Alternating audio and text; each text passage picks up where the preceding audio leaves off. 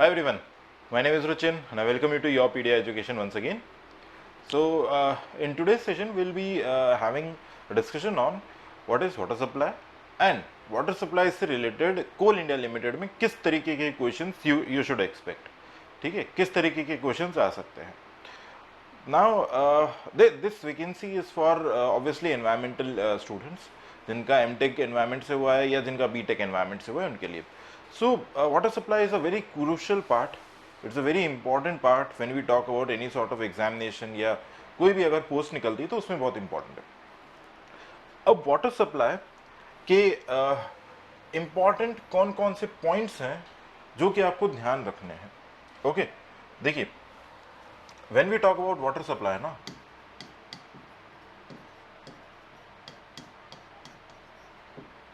तो water supply के अंदर सबसे पहला आता है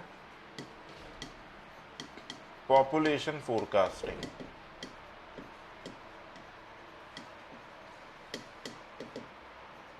जो कि ऑब्जेक्टिव क्वेश्चन इससे बन सकते हैं वो वाले पार्ट, ठीक है. सेकेंड इज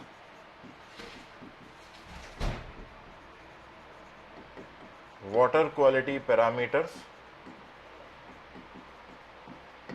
कि जो वाटर है उसके क्या क्या क्वालिटी पैरामीटर्स है, किसका कितना परमिसिबल लिमिट है, कितना कॉज ऑफ रिजेक्शन है, किसको किस तरीके से मेजर करते हैं. फॉर एग्जांपल एल्कलाइनिटी को मेजर करने का क्या तरीका है, फ्लोराइड्स को किस तरीके से मेजर करेंगे, टर्बिडिटी को किस तरीके से मेजर करेंगे, ये सारी चीजें हैं. इसके बाद में आपका आ जाता है water demand, water demand. Fourth आ जाता है water treatment.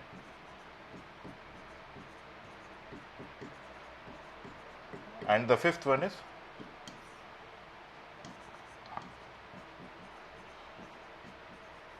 water storage and supply.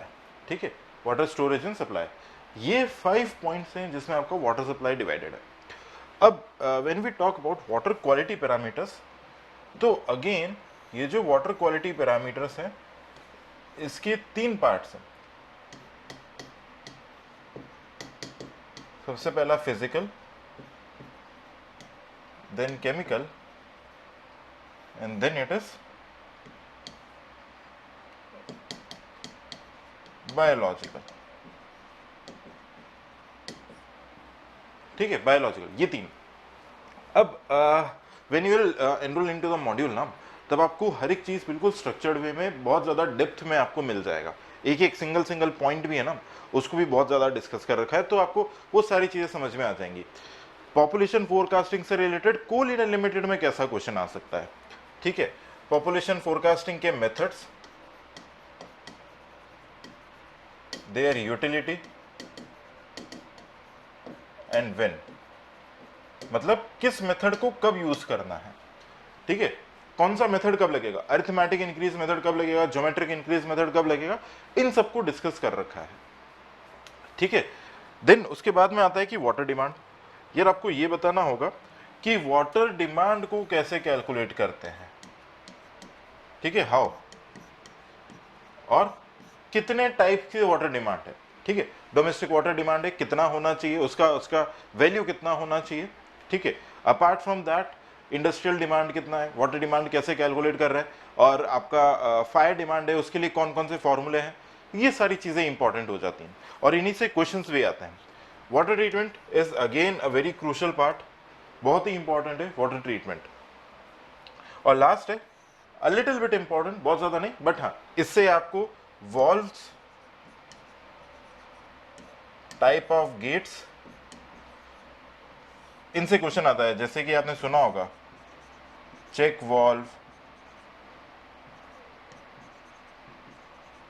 Sluice gate, और मे भी आपने सुना होगा square valve, air pressure valve, है ना, रिलीज वॉल्व, ये सब कुछ आते हैं, रिफ्लक्स वॉल्व, ये सब. तो ये सारा पार्ट 5th इसका है. अभी मैं आपको कुछ न्यूमेरिकल्स कराऊंगा, कुछ क्वेश्चंस मैं आपको कराऊंगा जो आपको ओवरऑल सारे टॉपिक्स को कवर करेगा वाटर सप्लाई के. बट नॉट ऐसा नहीं होगा कि सिर्फ वाटर सप्लाई का एक बहुत छोटा सा आपको जस्ट एक डेमो के जैसा समझे, वो हम लोग अभी कवर करने जा रहे हैं. Okay, so we'll move on the topics now. Questions को हम लोग देखते हैं क्या क्या क्वेश्चंस आ रखे हैं और किस तरीके के क्वेश्चंस को आपको एक्सपेक्ट करना है इन योर एग्जाम। चलिए सबसे पहले क्वेश्चन पे आते हैं। Okay, this is the first question water supply में पहला क्वेश्चन। लेट मी थोड़ा सा इसको और ऐसे कर देते हैं ताकि फर्स्ट क्वेश्चन आपको दिखाई दे जाए। ठीक है, ये है फर्स्ट क्वेश्चन। देखिए फर्स्ट क्वेश्चन क्या है, for water supply to a medium town what is the daily variation factor?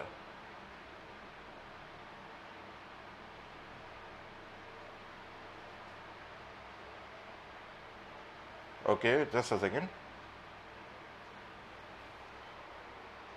Yes, for water supply to a medium town what is the daily variation factor?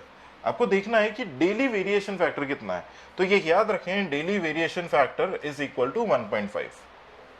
हमेशा कितना होता है 1.5। इसी तरीके से 2.5, 3.5 कब होता है, that is already being discussed.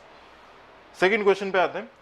As per Indian standards the water consumption per capita per day for domestic purpose is. Second question क्या है, as per Indian standards the water consumption per capita per day for domestic purpose. ये domestic purpose के लिए कितना decided है, 135 litres as per government of India manual. तो इसे याद रखें, बहुत important, GOI manual. Third question पे आते हैं। द डिस्ट्रीब्यूशन मीन्स, यानी डिस्ट्रीब्यूशन मीन्स का मतलब क्या है, ये पाइप की बात कर रहा है। ये जो डिस्ट्रीब्यूशन के जो पाइप्स होते हैं they are designed for what. A, सबसे पहला मैक्सिमम डेली डिमांड नहीं, मैक्सिमम आवर्ली डिमांड नहीं, एवरेज डेली डिमांड नहीं। This is the correct answer, maximum hourly demand on maximum day. ठीक है, और maximum day. Fourth, let's come to fourth.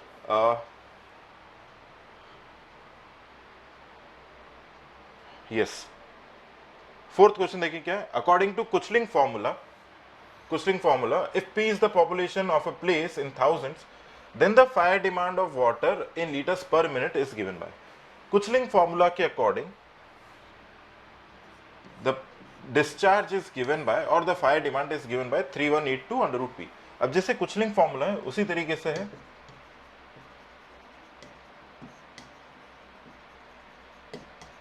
Freeman formula. ठीक है, बॉस्टन फॉर्मूला, एंड साथ ही में हमारे पास में है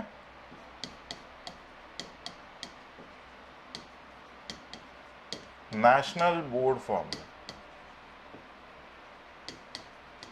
नेशनल बोर्ड फॉर्मूला, ये ऐसे चार फॉर्मूले फायर डिमांड निकालेंगे और इनसे ऑब्जेक्टिव क्वेश्चन आ जाता है। ठीक है, जैसे कि आ रखा है कुचलिंग के लिए पूछा है, बट आपको फ्रीमैन, बॉस्टन और नेशनल बोर्ड वाला फॉर्मूला भी पता होना चाहिए। ठीक है, इसके लिए आंसर क्या है, 3182 under root P, where the population P is always in thousands. This is always in thousands. Clear है? ओके, नेक्स्ट आ जाते हैं। In water distribution network which of the following valves will work automatically. ठीक है, कौन से valve है जो ऑटोमेटिकली वर्क करते हैं? इसका आंसर क्या है, check valve. Check valve will always work automatically. अब चेक वॉल्व में होता क्या है, मतलब इस तरीके से एक फ्लैप जैसा लगा होता है। जब वाटर एक डायरेक्शन में मूव करेगा ना तभी वो ओपन होगा। अगर यहां से पानी आएगा तो that valve will not open. और उसका कंस्ट्रक्शन बहुत ही सिंपल है, बिल्कुल बेसिक सा होता है। So the answer here is check valve. We come to the next question, sixth common sense वाला क्वेश्चन है। Which type of odor characteristics is not used for classifying odor of a given water sample as per IS 3025 part 5 1983? यह बड़ा simple सा है। इन चार में से किससे आप ऑर्डर को नहीं बता सकते, ये बताना है। सिंपल सा, इन चार में से किससे आप ऑर्डर को नहीं बता सकते? तो बहुत सिंपल सा है। क्या दिखता है कि यार टर्बिडिटी से कैसे बताएंगे ऑर्डर को? स्वीटनेस से आप टेस्ट बता सकते हो, टॉन वाला। पंजेंसी से भी बता सकते हो पंजेंट स्मेल है कि नहीं है। स्मोकीनेस से भी बता सकते हैं, बट टर्बिडिटी से कैसे बताएं? टर्बिडिटी से आप ओडर नहीं बता सकते। टर्बिडिटी सिर्फ कलर को किया जा सकता है, बट ओडर नहीं हो सकता। सो the answer here is option A. बहुत सिंपल कॉमन सेंस वाला क्वेश्चन है, कॉमन सेंस। नेक्स्ट, हाँ now question 7, in water supply pipes wrought iron and cast iron pipes have relationship as।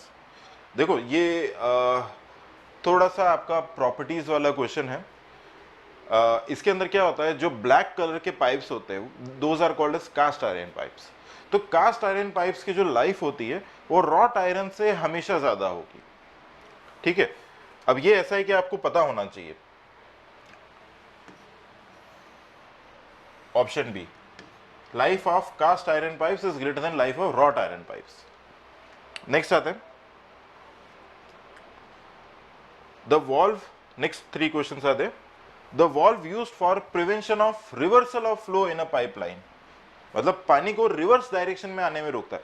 Same question अभी हमने थोड़ी देर पहले किया था, सेम क्वेश्चन, इसी तरीके का क्वेश्चन। वाटर को एक ही डायरेक्शन में जाने के लिए बोलता है, एक ही डायरेक्शन में, 2 डायरेक्शन में पानी नहीं जा सकता। कौन सा फ्लो, कौन सा valve? That is check valve, अभी जो थोड़ी देर पहले किया था, check valve. So the answer here is option C. Okay, check valve. Next आ जाते हैं क्वेश्चन 9, एज पर IS 10500-2012 for drinking water in absence of alternate source of water the permissible limits of chloride and sulphate. देखो इसको याद कर लो, chlorides और सल्फेट, क्लोराइड और सल्फेट। क्लोराइड और सल्फेट का कॉन्सेंट्रेशन कितना होता है? क्लोराइड और सल्फेट का 1000 and 400 मिलीग्राम्स पर लीटर। ये कोड के अंदर दे रखा है और ऐसे ही क्वेश्चन आपको एग्जाम में आ जाएगा। So the answer here is option B, ठीक है। नेक्स्ट आ जाते हैं, which of the following methods is used to forecast the population of old and very large cities.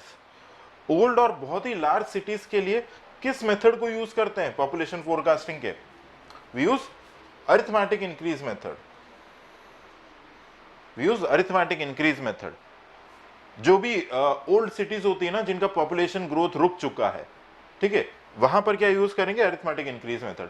जैसे for example if I give you, बहुत ही typical example है, for example UP का वाराणसी है या बनारस है, ठीक है। बनारस जो है बड़ा ही ओल्ड सिटी है, ठीक है, ओल्ड सिटी है, तो पॉपुलेशन एक कांस्टेंट आ जाता है, स्टैग्नेशन। तो वहां पे we use arithmetic increase method. अब now for example we have Delhi और मुंबई और कोलकाता, मेट्रो सिटीज जितने भी है, they are growing at a very much faster pace. तो उसके लिए क्या यूज करेंगे? Geometrical method. ग्राफिकल और लॉजिस्टिक्स कहाँ यूज करते हैं वो आप मॉड्यूल के अंदर आएंगे तब आपको पता चलेगा, ओके।